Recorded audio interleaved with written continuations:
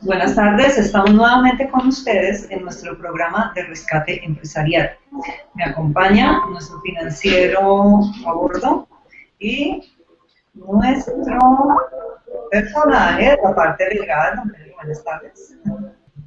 Hola, ¿cómo están? Buenas tardes, ¿de qué tema vamos a hablar hoy? Pedro está hoy muy concentrado en contratos laborales, etcétera.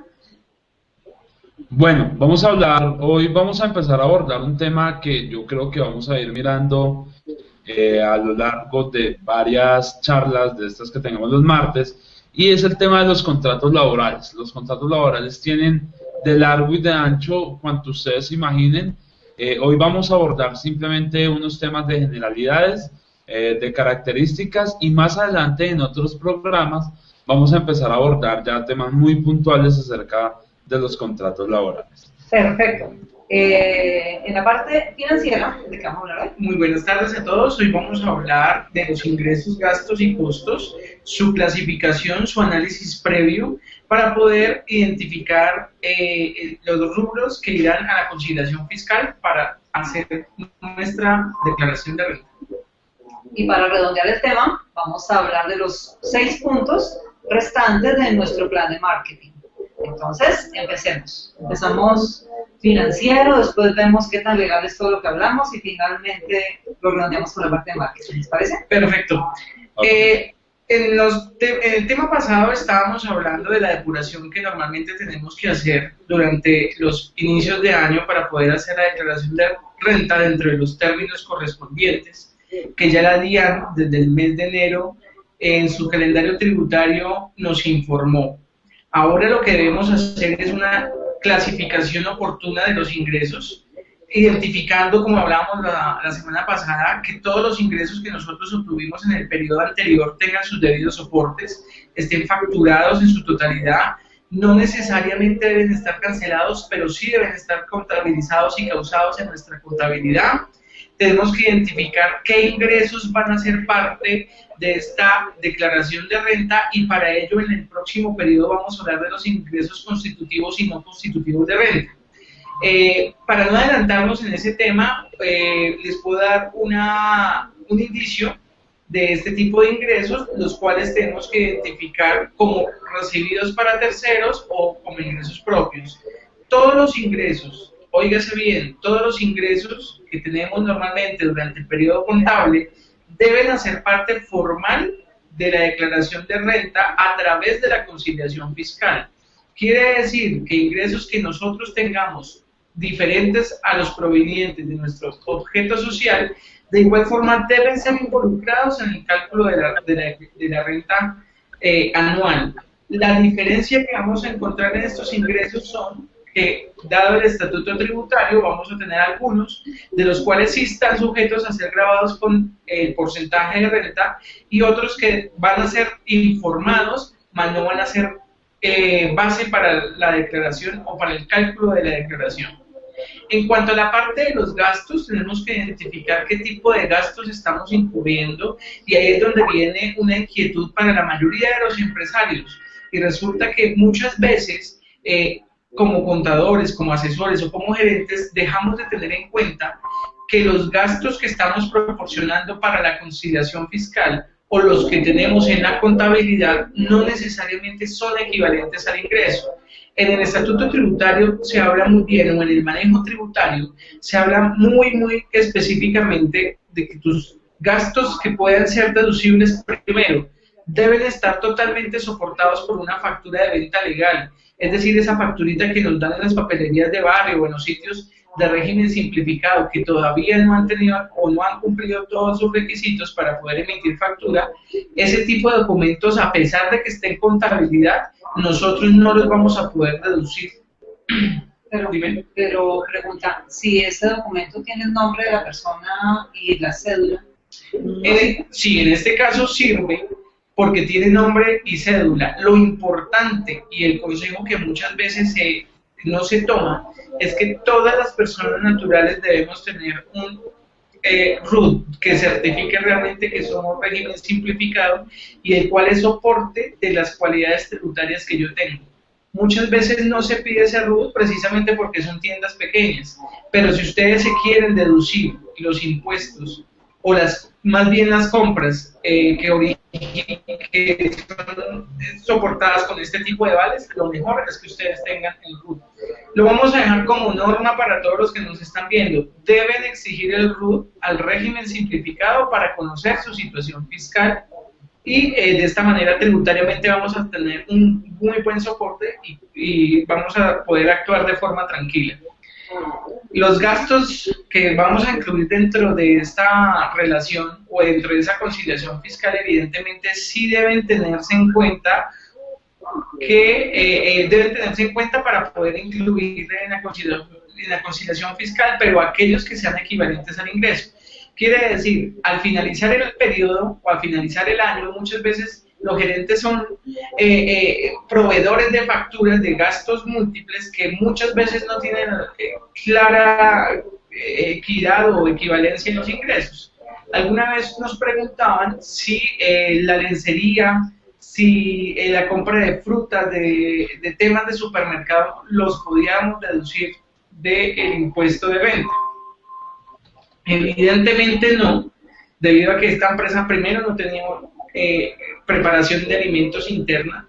No es común que una empresa compre lencería o ropa íntima y por lo tanto, bueno, no sé que es una notación extraña, pero definitivamente no tiene nada que ver con el ingreso. Posiblemente se utilizó para deducir IVA, que es una muy mala jugada, no leer esos conceptos y sí incluir facturas para deducir IVA. Y además no se puede utilizar para hacer descontables o hacer deducibles en la declaración de renta. Entonces, restaurantes se pueden incluir y deducir como sí, gasto de representación. Es un punto muy importante, porque la tarifa o los valores que vamos a tener de restaurantes es una de las partidas donde más se meten gastos para poder equilibrar ciertos temas, pero lo que no se tiene en cuenta es que este gasto de restaurantes es uno de los más vigilados por los funcionarios de la DIAN, inclusive por experiencias ya profesionales. Hemos evidenciado que cuando se va a solicitar la devolución del IVA, los funcionarios antes de poder hacer la devolución evidentemente tienen que hacer una inspección en la contabilidad, pero lo que más se fijan, y eso para que lo tengan en cuenta, es en los gastos diversos, es decir, en alimentos de ser cafetería, gastos de casino y restaurante, transportes y papelería, porque estas son las fuentes por donde los empresarios desafortunadamente están acostumbrados a meter documentación que realmente no es legal o no tiene una equivalencia con sus ingresos. Por ejemplo, una empresa que te facture a ti en el año unos ingresos por 200 millones de pesos, sería absolutamente irracional que tuviera 15 millones de pesos en almuerzos. Entonces, esa es la equivalencia que tenemos que ver, y antes de hacer la conciliación fiscal, en lo posible hagamos esta depuración de gastos, debido a que en la conciliación fiscal simplemente se deben hacer unos cruces y no necesariamente tenemos que empezar a hacer la depuración en este momento físico. Esto para las empresas que no tienen un control adecuado mensual de sus gastos y que al final del año están evidenciando que tienen unos gastos bastante elevados y que no son naturales de acuerdo al objeto social. Esto hay que tenerlo muy claro. En cuanto a los costos, sucede exactamente lo mismo, pero los costos son aquellas erogaciones que la empresa ha tenido que realizar para poder cumplir su objeto social, es decir, si producen textiles, sus telas, la mano de obra, el mantenimiento de las máquinas, pero también deben ser equivalentes a esa rentabilidad y deben ser sobre todo equivalentes a una rentabilidad bruta promedio del negocio del sector. No es lógico que los costos de un sector de servicios sean absolutamente altos, cuando los servicios, el costo principal es la mano de obra. Esta es una equivalencia que hay que tener en cuenta. Los costos deben ser muy equivalentes o similares a la margen bruta promedio del sector. O sea, es tener lógica en lo que se está presentando. Tener mucha lógica, señores empresarios, sentido común en esto, porque realmente cuando la DIAN hace sus inspecciones, utilizan la parte normativa, pero sobre todo están guiándose por el sentido común de lo que una empresa normalmente hace y opera. Entonces, para los gerentes que en este momento están un poco tensionados por el tema de la declaración de renta, les pedimos muchísima lógica dentro de sus declaraciones y dentro de sus depuraciones, para que a futuro lo que ustedes pretenden ahorrarse en estos días no se les multiplique por 1000 en una evidente sanción. Me quedé asustada ya, me dice nuestro abogado, porque ya con lo que nos dijiste, no, pero muchas gracias, Manuel, bien importante tener esto en cuenta, porque en este momento creo que todos nosotros que tenemos empresa estamos en el plan de hacer la declaración, de presentar todos nuestros cierres fiscales. Es muy importante tener eso en cuenta para que no vayamos a tener problemas futuros, ¿verdad, doctor Pedro Quiroga? Bueno, sí, es bastante interesante lo que nos habla Manuel, sobre todo teniendo en cuenta que hoy en día se dan, digamos que, varias facilidades y varias ventajas para los empresarios para que existan estas deducciones. El problema es que de pronto lleguen a abusar de esa condición y lleguen a abusar, digamos, que esas facilidades que la DIAN les puede dar para reintegrar en algo los valores que pagan por IVA, o descontar en algo lo que van a pasar por temas de retención, etcétera. Muchas gracias, Manuel, la explicación fue bastante clara. Si les parece, continuamos con el tema que tenemos propuesto para hoy. Por favor. Bueno, vamos a empezar una serie de estudios. Digamos que vamos a empezar a mirar algunas características del contrato laboral. El contrato laboral, como les explicaba al principio, tiene un margen de acción bastante, o digamos un margen de estudio bastante amplio. Nosotros nos vamos a dedicar simplemente a enumerar algunas cuestiones que tienen los contratos laborales el día de hoy. Durante los siguientes programas vamos a empezar a evaluar y vamos a empezar a mirar y vamos a empezar a hacer recomendaciones acerca de las diferentes características que vamos a dejar planteadas hoy sobre los contratos laborales. Bueno, lo primero que tenemos que decir es que los contratos laborales son un acuerdo de voluntades. El contrato laboral es un acuerdo de voluntad, no es digamos que no es un condicionamiento para un empleador. Simplemente el empleado tiene que estar de acuerdo con lo que se le está contratando. Digamos que en la práctica eso no es tan cierto. Los empleadores muchas veces colocan condiciones que no son las que de pronto el trabajador quiere, exige o algunas veces necesita. Sin embargo, pues digamos que en los marcos generales de los contratos de trabajo se tiene bajo ese entendido que si usted acepta las condiciones que su empleador le entrega, pues usted está aceptando, digamos que de su propia voluntad, el tema del contrato que usted está firmando. Bueno, es un acuerdo de voluntades que firma una persona natural necesariamente con una persona natural o jurídica, no importa si usted lo firma con una empresa o con una persona natural, de todos modos se puede llegar a configurar el contrato laboral. Y tiene unas características muy especiales, que es la prestación de un servicio personal bajo una continuada subordinación, cumpliendo órdenes e instrucciones y recibiendo una remuneración por la labor que desempeñe el trabajador. Esas tres condiciones son las que van a configurar la existencia de un contrato laboral. Recordamos la primera, que es la prestación personal de un servicio. Los empleados normalmente deben ir a su trabajo, no pueden mandar un reemplazo, no pueden amanecer enfermos y decir vaya mi cuñado, vaya mi amigo. Simplemente pues es una prestación personalísima del servicio. Listo. El segundo elemento es la subordinación. La subordinación consiste en todas aquellas instrucciones de modo, tiempo, lugar, cantidades que el empleador le da al empleado para que cumpla con su labor. Digamos que en esto es en donde radica más que todo la naturaleza del contrato laboral. Una cosa es cuando a ti como profesional te contratan para hacer, no sé, para que lleves a cabo un proceso judicial, que no vas a recibir instrucciones, que no vas a estar subordinado, que vas a decidir tú mismo cómo vas a hacerlo y de qué manera vas a hacerlo, y digamos que vas a manejar tus tiempos, etcétera, a que un empleador te contrate a ti para ejercer las labores por ejemplo, de mensajería. La labor de mensajería pues es una labor, digamos que comprensible de todo ámbito, pero a ti te van a decir cuándo vas a ir, cuánto tienes que llevar, a dónde tienes que ir, qué tienes que llevar, etcétera, etcétera. En eso consiste la subordinación. La subordinación consiste digamos que en un proceso de órdenes e instrucciones que dan los empleadores a los empleados, y pues eso es lo que configura que exista este elemento del contrato y que sea uno de los más vistosos en las relaciones laborales. Y el último, pues por supuesto, es la remuneración. Si tú no obtienes una remuneración por el trabajo que estás prestando, pues simplemente no se trata de una relación laboral, se trata de un favor que le estás haciendo de pronto a un amigo o a una persona desconocida. Siempre tiene que haber una remuneración para que exista y se configure el contrato laboral. El contrato laboral se configura con esos tres elementos.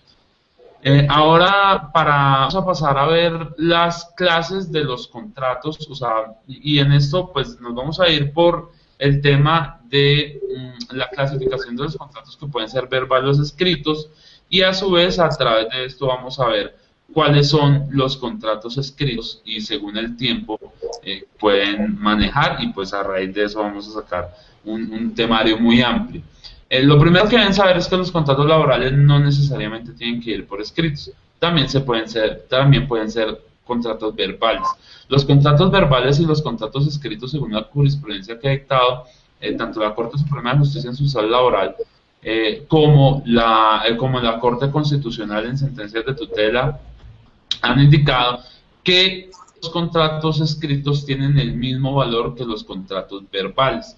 Si se logra demostrar probatoriamente la existencia de los factores que les acabo de mencionar, el contrato verbal tiene las mismas, digamos que tiene la misma fuerza, tiene el mismo valor que lo que tiene un contrato escrito. En los contratos escritos vamos a encontrar que necesariamente se van a tener que poner por escrito algunos contratos que son bastante comunes en nuestro medio, en nuestro entorno. Aquellos contratos en los que usted necesita poner un periodo de prueba deben ser por escritos. Aquellos contratos en donde usted vaya a definir un término durante el cual se va a prestar el servicio de la labor contratada, ese debe ir por escrito. Cuando se trate de contratar extranjeros o contratar personal que vaya a ir al extranjero, también deben ser contratos necesariamente escritos. Y vamos a ver una subclasificación que según el tiempo nos surge pues a través del contrato escrito a el contrato escrito a término fijo. Nos surge la de cómo son los contratos según el tiempo en el que van a llevar a cabo. Tenemos tres clasificaciones: el contrato por obra o labor, el contrato a término fijo y el contrato a término indefinido. Son las tres modalidades según el tiempo. El contrato por obra o labor, para poner un ejemplo, hacerlo más fácil de explicar, es comúnmente el que se usa en temas de construcción o en temas de obras, digamos, civiles. Cuando tú necesitas tener un trabajador a tu servicio y necesitas que ese trabajador cumpla con determinada función y quieres pagarle, digamos que todas aquellas cosas que vienen intrínsecas en contratos laborales, pues vas a elegir un contrato por obra o labor, digamos por el tiempo que lo requieras, hasta que se construya el muro, hasta que termine la empañetada, por la pintada de la casa, etcétera, etcétera. Se pueden llevar a cabo contratos laborales, o lo puedes hacer, digamos, en un término un poco más profesional. Te voy a contratar laboralmente mientras ejecutamos un contrato, mientras sale la licitación, etcétera, etcétera. Eso lo puedes hacer por un contrato por obra o labor terminada, y esos son unos espacios que deben estar definidos expresamente en el contrato. Eso es muy importante. El contrato por obra o labor, la única característica que tiene es que tú dices cuándo inicia y cuándo termina, y tiene que ser una labor específica, encomendada, una labor que se inicie y se termine. Luego los contratos a término fijo también pues se definen término fijo menor de un año o de 1 año a 3 años. Son las dos características. Cuando tú suscribes contratos inferiores a 1 año, no los puedes renovar hasta 3 veces por periodos inferiores, pero ya después lo vas a tener que renovar por 1 año. Y cuando suscribes contratos de un término fijo de 1 a 3 años, los puedes renovar indefinidamente, mínimo pues por 1 año. Cuando hablamos de contratos a término indefinido es cuando le ponemos fecha de terminación. simplemente pues se hacen las condiciones del contrato, pero no hay una fecha de terminación del mismo, entonces van a perdurar. Ya habiendo visto esto y ya teniendo un marco general, entonces vamos a hablar de las características que vamos a empezar a ver en los programas siguientes y que van a ser de resorte, digamos que van a ser de mucha ayuda para nuestras empresas.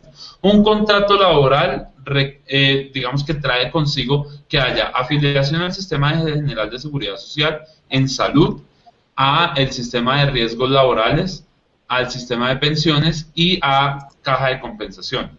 Estas afiliaciones las vamos a ver en otro programa, al igual que el término de la jornada máxima semanal, los pagos por horas extra, recargos dominicales, nocturnos y festivos. Vamos a ver también el tema de las prestaciones sociales, que es un tema bastante amplio y bastante interesante para todos los trabajadores y también para los empleadores. Y vamos a ver temas como protección a la maternidad, protección a la paternidad, subsidio de transporte y otros temas, digamos, más pequeños, que es lo que vamos a empezar a abordar durante las próximas semanas. Bueno, no sé, nos quedamos pendientes simplemente de empezar a ver todos estos temas que seguro van a ser muy interesantes para todos los empresarios y, por supuesto, para los empleados que nos estén observando a través de nuestros programas. Gracias, Pedrito. Bueno, Pedro, muchísimas gracias. Llegamos al punto feliz. Yo no les hablo de contratos, yo les hablo de la parte legal, les hablo de cómo generar ingresos para que después los contabilicen y miren legalmente cómo los involucran en la empresa. En el programa pasado hablamos de la primera parte, de cómo hacer un plan de marketing. Hoy vamos a hablar de la segunda parte, los 6 segundos puntos para completar el plan de marketing exitoso.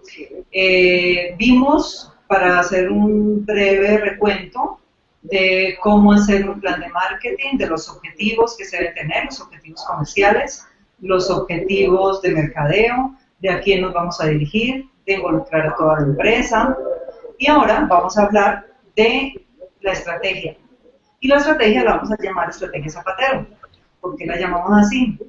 Por aquel viejo lema de zapatero a tu zapato. Y es que suele suceder que en las compañías, los gerentes, principalmente los gerentes, dicen: yo hago el plan de mercadeo, yo hago la estrategia de marketing, yo dirijo la producción, yo dirijo la parte comercial y la contabilidad. Sí, sí, absolutamente todo. Y la parte comercial, la parte de marketing, sinceramente debe ser delegada a un profesional de marketing, sea que lo tengan en su empresa o que tengan un outsourcing, pero que sea alguien que tenga todo el know-how, todo el conocimiento de cómo llevar a cabo el plan, de cómo hacer una estrategia enfocada de acuerdo a los objetivos que se propusieron en el plan de marketing. Entonces, el consejo es que la estrategia la haga un profesional. Y la estrategia es el cómo vamos a lograr esos objetivos que nos propusimos en los 2 puntos primeros. Y pues eso tiene mucho que hacer, hay que hacer tácticas de mercadeo, tenemos que ver si en esa estrategia hacemos una campaña, como también ahí pusimos un presupuesto, entonces también tenemos que tener en cuenta la estrategia enfocada al presupuesto. No podemos hacer una estrategia visionada muy grande y con un presupuesto muy pequeño, todo tiene que ser muy acorde. Entonces, sugerencia, estrategia zapatero. Cada cual dedíquese a lo que más sabe hacer y delegue lo que otras personas pueden hacer y que lo pueden hacer muy bien. Claro, porque eso se termina convirtiendo en pérdida de recursos. Normalmente sí, además que nadie puede hacer todo, es un error, nadie lo puede hacer todo. Y el desenfocarse también es algo muy malo para la compañía. Cuando una persona con mucha capacidad de creación de productos se desenfoca por hacer cosas que no le corresponden, esa área de la cual dejó de hacer lo que debía hacer, va a empezar a sufrir ¿cómo se diría? Los resultados, los impactos de haberla dejado por ponerse a hacer otra cosa. Entonces, enfocados, y la parte de marketing, deléguenla por favor a un profesional o a una compañía que sepa hacerlo. El punto 7 dice: mire por la ventana. ¿Qué pasa cuando uno mira por la ventana? Ve qué está pasando alrededor. A eso nos referimos. Tenemos que conocer qué está pasando con el grupo o con el medio en el que nos desempeñamos. Tenemos que ver la competencia, qué está haciendo la competencia. De pronto nuestro plan de marketing está enfocado a abrir nuevos puntos pero no es el momento de abrir nuevos puntos. Resulta que de pronto es mejor crecer verticalmente, no horizontalmente. Hay que ver cómo está la competencia, eso nos da un panorama del mercado. Hay que ver cómo está el mercado también como tal, cómo están las exportaciones. Un ejemplo, estamos en Colombia, las exportaciones están creciendo, el dólar está muy favorable. Podríamos decir que es un producto importante para exportar, sí, si somos exportadores, pero es un ejemplo para tener en cuenta que variables del mercado y variables de la competencia debemos mirarlo cuando estamos haciendo nuestro plan de marketing. Entonces, miremos por la ventana, no nos encerremos a creer que nuestro plan de marketing lo hacemos con las ideas propias y con los gustos, sino tenemos que ver también cómo está el mercado y cómo está la competencia. El punto 8 es júntese con el vecino o la vecina. Cuando decimos júntese con el vecino, quiere decir que las alianzas estratégicas están muy bien recibidas y queremos crecer en el mercado. Cuando tenemos un aliado estratégico que esté acorde con lo que estamos nosotros vendiendo, con lo que estamos promocionando, nos hacemos mucho más fuertes. Tenemos una fortaleza, estamos mostrando mayor capacidad de respuesta hacia los clientes. Si yo necesito hacer un rescate empresarial, yo sola no lo voy a poder hacer porque nosotros somos una compañía de marketing y de pronto en un rescate empresarial vamos a necesitar analizar la parte legal de una compañía y la parte financiera de una compañía. Entonces, en ese, pues valga el ejemplo que les estoy dando, que es un ejemplo propio, en ese caso nos juntamos con los vecinos, que son los abogados y que son los financieros. Así podemos dar una asesoría mucho más completa y pues ser más buenas personas con nuestros clientes, lo que hace que podamos dar servicios más grandes, más completos y más direccionados. Entonces, el llamado es a juntarse con el vecino. Miremos qué alianzas estratégicas, obviamente, alianzas que nos convengan y que estén del lado de nuestro mercado, pero miremos qué alianzas estratégicas podemos hacer para poder crecer nuestra respuesta a los clientes. El punto 9 es apunte a las estrellas. Hace mucho tiempo una agencia de publicidad tenía en su logo estrellas y el lema era exactamente eso, apuntarle a las estrellas. Su lema era que si no alcanzábamos las estrellas, por lo menos no íbamos a estar con las manos en el barro. Y eso se apunta a todas las empresas. Seamos ambiciosos en nuestro plan de marketing, que busquemos, si crecimos el año pasado un 20, busquemos este año crecer un 90, no nos dé miedo, apuntémosle a eso. Normalmente si le apuntamos a algo grande, mentalmente nos enfocamos a ese resultado grande. Y como en el punto 1 o 2 teníamos claro que involucramos a toda la empresa, todos vamos a estar muy enfocados a ganar ese 90% que estamos queriendo crecer este año. Entonces apuntémosle a las estrellas, apuntémosle a algo grande. Obviamente tenemos la estrategia de cómo lo vamos a lograr, no es apuntarlo y dejarlo ahí. Todos estos puntos van correlacionados y van direccionados a ese objetivo que tenemos. Entonces el llamado es apuntarle a las estrellas. El punto 10 es no olvide el metro.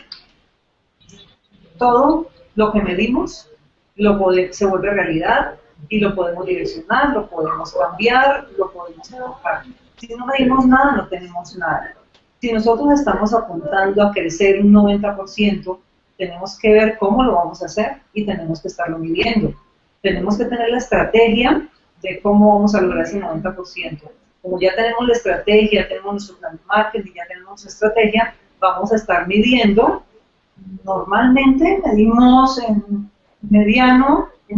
corto, mediano y largo plazo. Y eso lo podemos mirar en 3 meses, 6 meses, 1 año. Y si cada mes hacemos una medición pequeña, es bien importante estar viendo si crecimos un poquito, si no crecimos. Cuando hacemos esa medida, vamos al punto 11, que es direccionar la brújula. Entonces, ¿qué pasa si vemos que para crecer al 90% necesitamos crecer cada mes 15? Y miramos en este mes y hemos crecido el 3. Algo está pasando. Es el momento de revisar la estrategia, de ver qué no está funcionando y redireccionarlo. Siempre tiempo de redireccionarlo. Y eso solo lo podemos hacer si medimos. Si no medimos, llegamos al mes 12 con el crecimiento del 3% y no hemos podido redireccionar absolutamente nada de nuestra estrategia porque no lo medimos y porque no nos enteramos a tiempo. Entonces, eso es el consejo, medir siempre, poder redireccionar la brújula y hacer el plan de marketing, asesorarse, no olviden esa parte. Y eso por el día de hoy son nuestros consejos de rescate empresarial. Los esperamos la próxima semana para nuestros 21 o 27 o 29, que ya vamos, nos estamos pasando los 21 minutos de rescate empresarial, sí. Pero igual nos metemos mucho en el tema. La idea es ayudarles como empresa en algo, en un granito de arena para que su parte de marketing, su parte financiera y su parte legal sea cada vez más enfocada y más exitosa. Cualquier cosa, inquietud que tengan, si quieren tener esta información en un mail a sus correos, por favor escríbanos a nuestros correos que son, por favor, gerencia@agmasesoríasempresariales.com. ¿Tu correo, señor abogado? Bueno, el correo para las personas que nos quieran contactar es contacto@quirogaabogados.co. Cualquier inquietud que tengan, con gusto la vamos a resolver.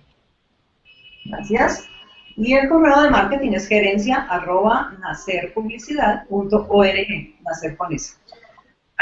A todos los queremos informar que, teniendo en cuenta las estrategias de medición que estamos hablando en estos programas, el equipo de rescate empresarial está reuniendo los 3 conocimientos, las 3 técnicas, las 3 profesiones para poder desarrollar un muy buen modelo de medición de crecimiento corporativo que muy pronto estaremos compartiendo con ustedes.